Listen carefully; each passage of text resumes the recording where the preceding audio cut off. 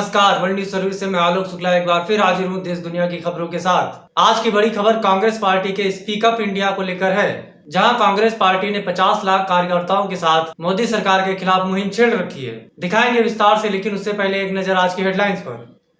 Supreme court का सख्त निर्देश, राज्य सरकारें भरे मजदूरों का किराया, केंद्र से पूछे कई सवाल। सीमा विवाद पर पीएम मोदी की कूटनीति फिर आई काम, चीन ने 24 घंटों में बदला बयान।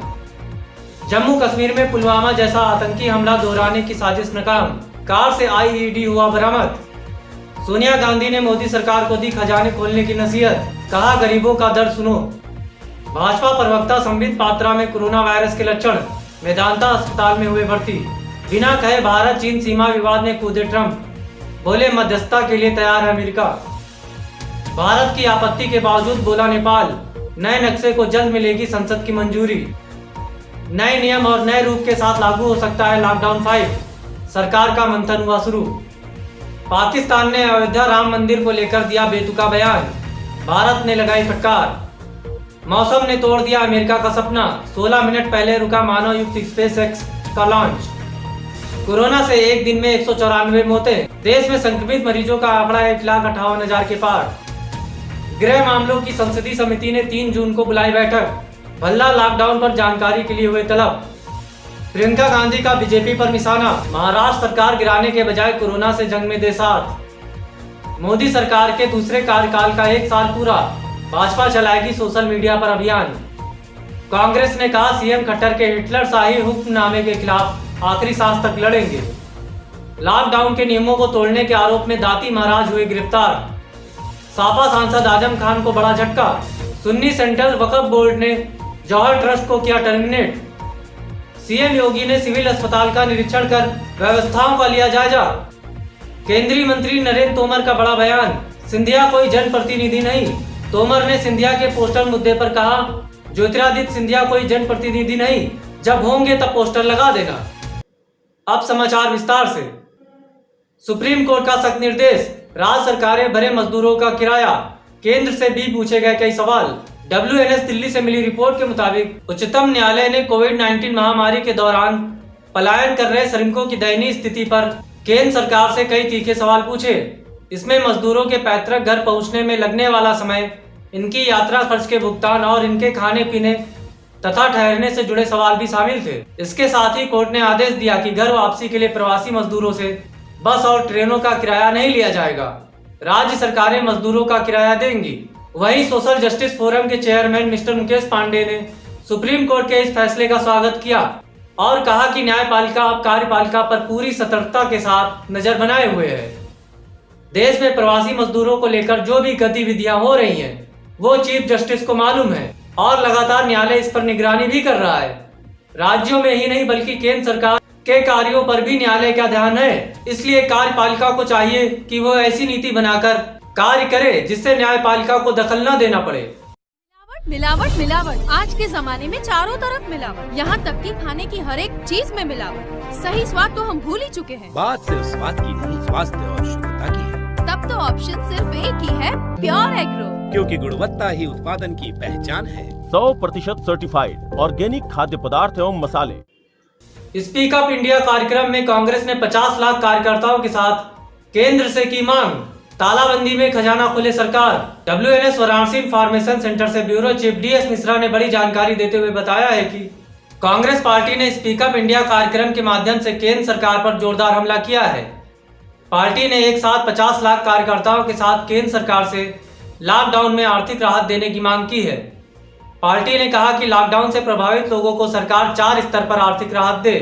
पार्टी नेता राहुल गांधी ने वीडियो जारी कर कहा कि केंद्र सरकार सबसे पहले लॉकडाउन के कारण प्रभावित हुए सभी गरीब परिवारों को 7,500 रुपए 6 महीने के लिए दे। पाकिस्तान में आज एक तूफान आया हुआ है, सबसे ज्यादा चोट गरीब जनता को लगी है।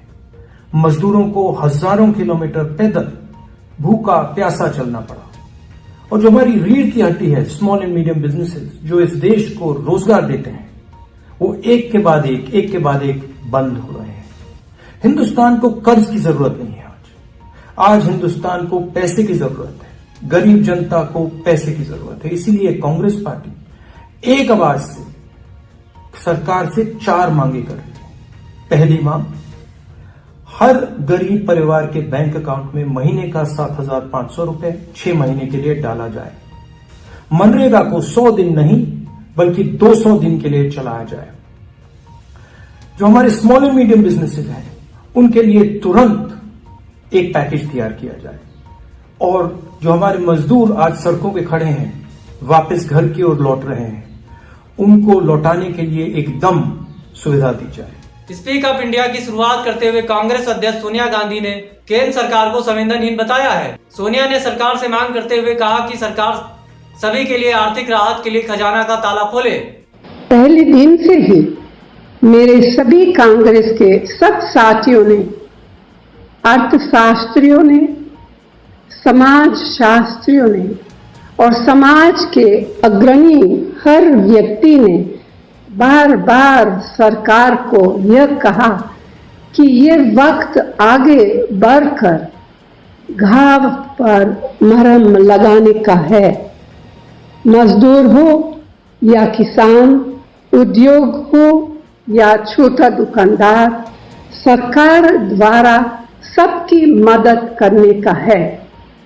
ना जाने क्यों केंद्र सरकार ये बात समझने और लागू करने से लगातार इनकार कर रही है।